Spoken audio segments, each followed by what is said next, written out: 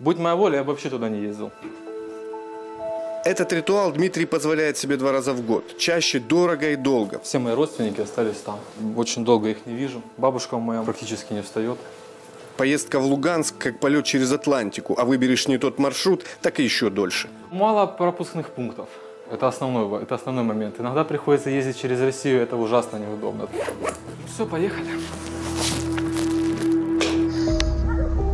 Вот, собственно, и сам Майорск. Меня ждет прогулка к контрольно-пропускному пункту. Дмитрию повезло, у него нет машины, ему не придется стоять в автомобильной очереди. А нам повезло, что он согласился снять свое непростое путешествие через пункт пропуска Майорск на мобильный телефон.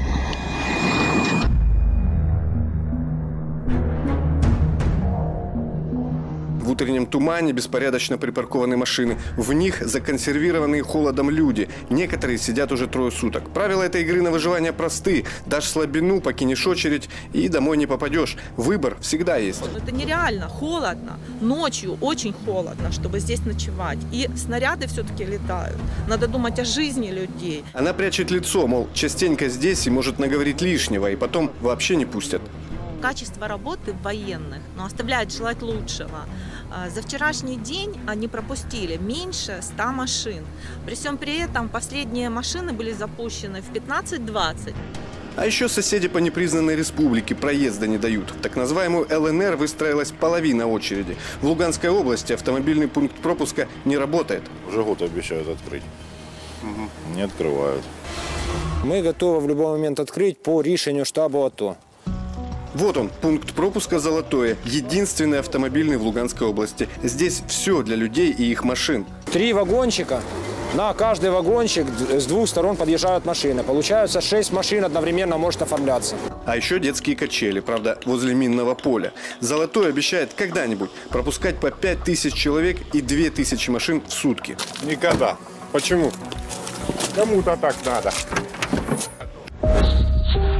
Вот приблизительно так выглядит дорога из Украины в так называемую Донецкую Народную Республику. КПП «Майорск» безжизненным уж точно не назовешь. К моменту открытия пункта пропуска людей все больше. Главный вопрос – когда это самое открытие? 3 суток на холоде в битве за место в очереди. Зато кофе дают. Кто-то предприимчивый организовал на территории КП «Майорск» свой бизнес. В бесконечных очередях люди теряют не только здоровье, но и человеческий облик.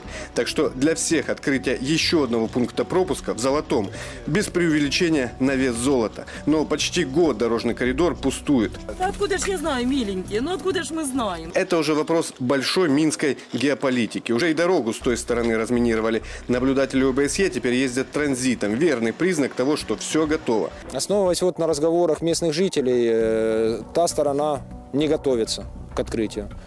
Геополитике мешает торговля. Местные объясняют, на оккупированной территории просто боятся, что через новый коридор поедут украинские товары.